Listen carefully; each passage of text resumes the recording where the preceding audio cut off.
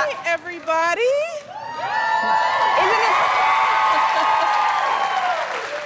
it? Last time you had to join us via Zoom, and now you get to be with people. This is my first live audience in like 2 years. You guys, this is so good. I miss people. Like right there. Here they are. They're right there. I know, it feels really good. I like people too. And it's really nice to have people here. It's so sad when people are not around other people. It's not a good thing. No. It's not normal. No. Well, you're also extra lonely because you had a full house during COVID. Well, it's still ongoing, but at the height of it, your daughters were home and now they're gone, so it's an empty house. Bye. They're gone. No, it was an extra special treat to have them that little bit of time because being with them as adults it's fun. I mean, I love them at every age. That was Sasha's graduation from high school. She is in college and they are doing well and they are just amazing young women. How old are they now? 23 and 20. Women, I know, it's scary. They were like, I think the first time you were here, before your husband was president even, you came here with them. They were 8 and 10. They were babies. And just to see the Jonas Brothers. They love the Jonas Brothers. You brought them to see the Jonas Brothers. Now they're bringing grown men home. Before it was just like a pop band. Now they have boyfriends and real lives and all that stuff. But yeah, they have grown up right before our very eyes, and they are doing well. I mean, it was... Yeah, I was going to say, so it was very important to both of you to raise them. You know, to grow up in the White House with you know, people serving you all the time and taking care of you, to then all of a sudden go back into the real world. Yeah. And they've really adjusted. Well, you know, that was sort of our philosophy. And, you know, not just in the White House. I listened to what my mother said when she was raising us. She says, I'm not raising babies. I'm raising real people to be out in the world. And I kept that in mind with the girls. I mean, they wouldn't always be in that bubble of the White House, so they had to learn how to make their beds. They had to learn how to drive. They had to learn how to be compassionate, independent, responsible people so that they'd enter the world as responsible, compassionate, capable people. And I think they are amazing young women because of that. So. Yeah, it's hard to do that in that environment. Yeah. And that picture that we showed just now of the family, y'all just look so relaxed and so happy. And you and Barack are celebrating your 30-year wedding anniversary. 30 years. That's impressive. I've known him for a long time. That guy's been around, hanging out. And you know, a lot of relationships go through a lot of things to test it. I'd imagine your partner being president of the United States would be very stressful. That was a hassle. Yeah. That was a thing. Yeah. But it brought us closer, and it gave us an opportunity to do something outside of ourselves, to serve our country, to do it as a team. I respect him. I know a lot of people miss him right around now. Yep. Yep. Yeah. But yeah, amazingly, that time in the White House, because we were working on hard things all the time, it brought us closer. We had to be each other's best friends. Yeah. We lived in the bubble with each other. Had to learn how to get along because he was the person I was seeing all the time. He's the only person that we understand what we both went through.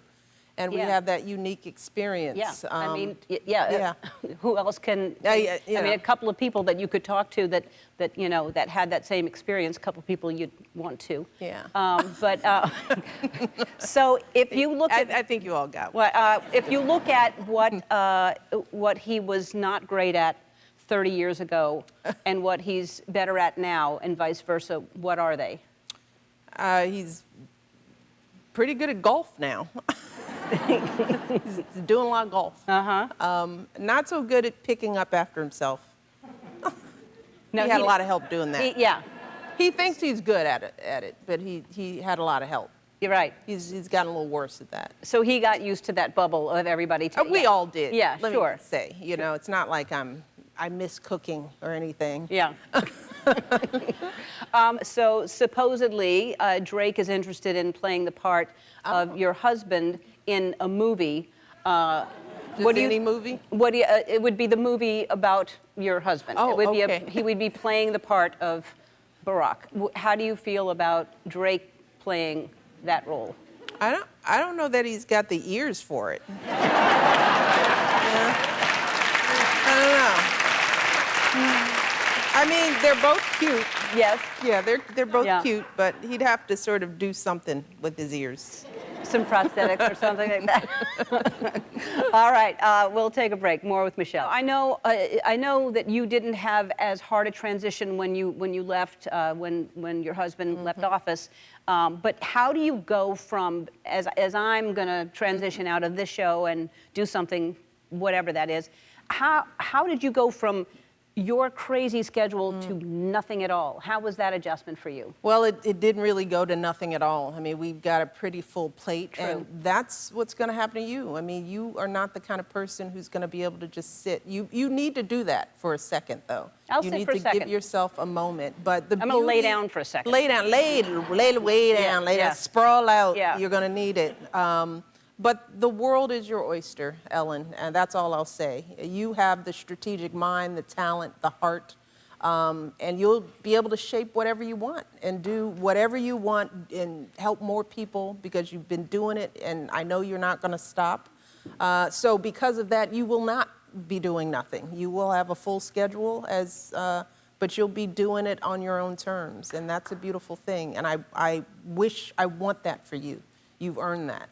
I have to say, you know, we never really spoke about when I received the Presidential Medal of Freedom, but building up to first of all, getting the phone call that I was going to receive the Medal of Freedom was just unbelievable when I got the phone call. So when I got the phone call, I was like, oh my God, I can't believe this is happening. And then it kind of just like, you know, building up, you know, for the next month or two or whatever it was till I went to Washington to receive it. I wasn't really, you know, everybody's like, you know. No big deal. I was acting like, you know, and everybody's like, you got to feel this, you got to take it in. And I was like, and I really didn't feel anything until I was sitting there, until the President of the United States was speaking about me, and of all the people in the audience, I locked eyes with you, and you just kept shaking your head like that, and I started shaking my head, and you kind of got tears in your eyes, I got tears in my eyes, and then I just started sobbing because I was looking at you, both of us were just looking at each other, but I just locked in with you. And well, what they do is that they read your accomplishments, and at that moment, as they're pinning the medal, as Barack is pinning the medal around your neck, you know, a military aide is going over your history, the impact that you've made, the doors you've broken down. And I don't think, you know, to be in the East Room of the White House in that ceremony and to hear your accomplishments being read out like that. And I knew that it was clicking for you that this was happening. And I was like, yep. It's about you. Yeah. Got you now. Yeah.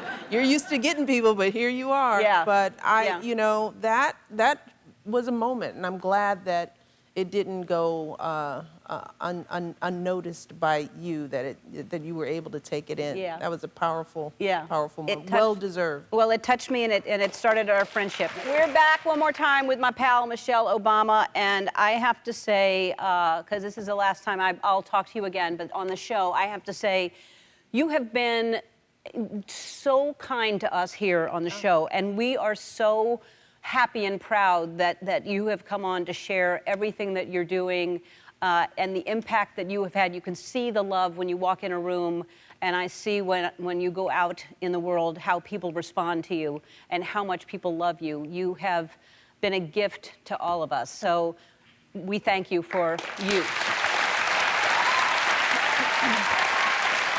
Well, you know, back at you is not enough, but you know, one of the best things I got out of my time in the White House was a friendship with you.